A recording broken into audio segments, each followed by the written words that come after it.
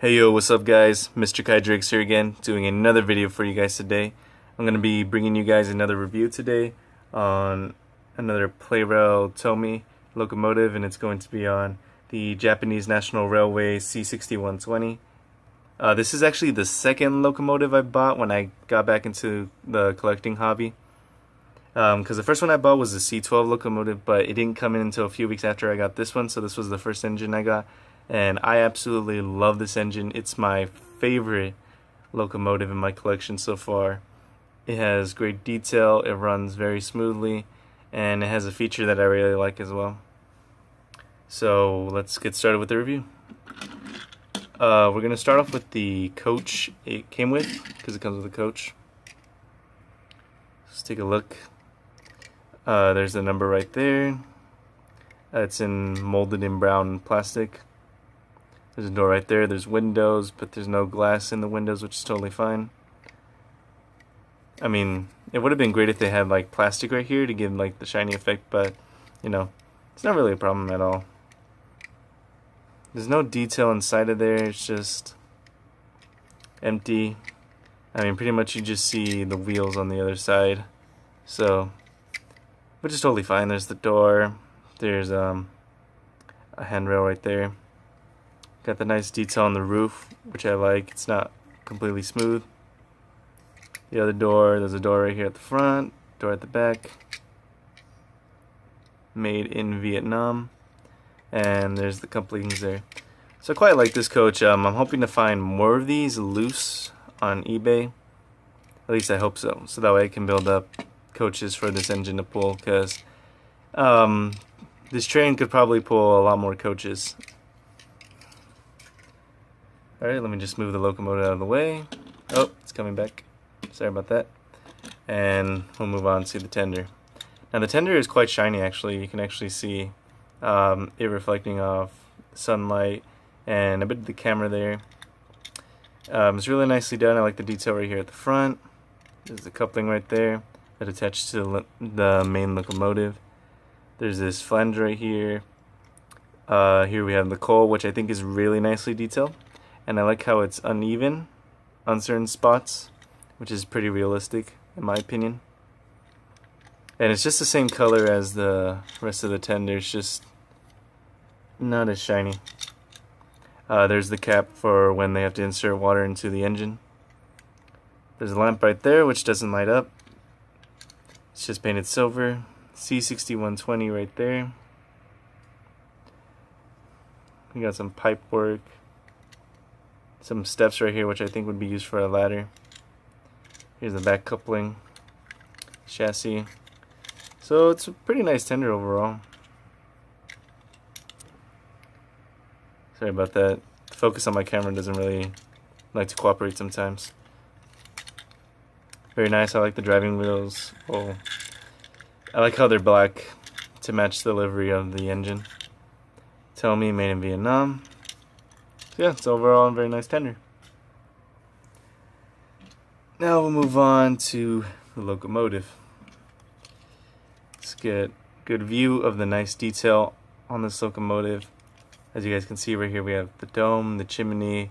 Here we have some piping, which on the engines was a bronze color, and it wasn't on the other side because only one side had this type of piping. So I'm very glad that they paid attention to that detail. We have the whistles there. Or they might be safety valves, not quite sure. And got some more detail along the side here. Here are some dummy wheels right here. Here are the main driving wheels. The middle one is fake. Doesn't really roll. Here's the main driving wheel that has the motor in it. And as you can see, it's actually, the sculpt is actually cut through. So that's pretty accurate to the actual locomotive. Here we have the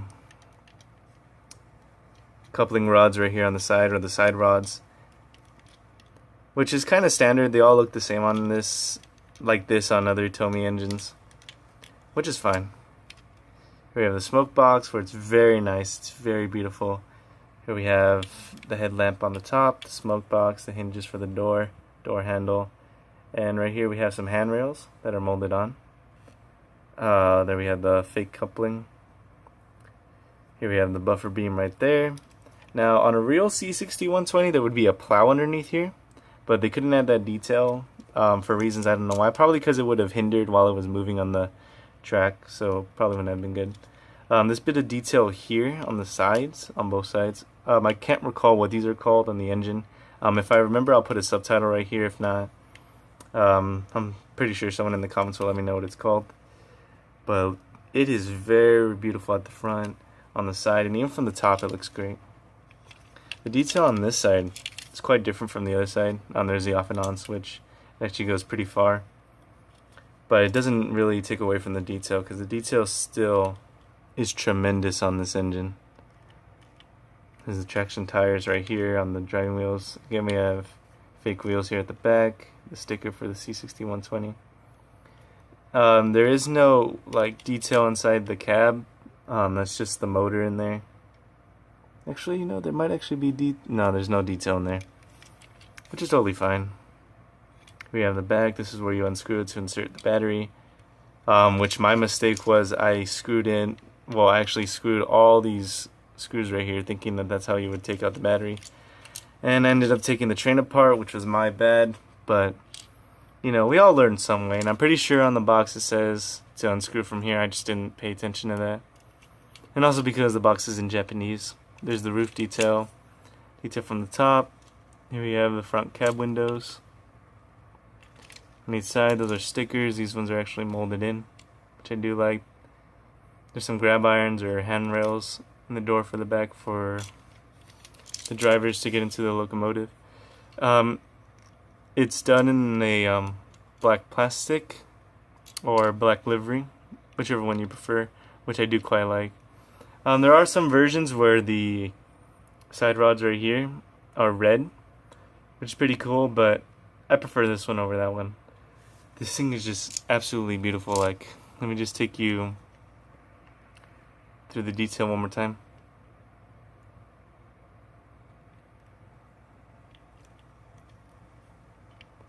Absolutely terrific. And when you turn it on, it runs pretty fast and it runs very smooth. And it's nice and quiet as well, because on most engines that I have, I can give an example with my custom E2 class locomotive. For example, with this one, the motor, there's something wrong with this motor, most likely because this thing is quite old. And as you can hear, that one is pretty loud. Luckily on this one, it's nice and quiet and it runs great on the rails. And the feature that I like is that it lights up at the front right here on the headlamp, which I think is absolutely terrific. So it's gonna look good if you have like a layout and you want to do a video of it at night. So I just love that feature a lot.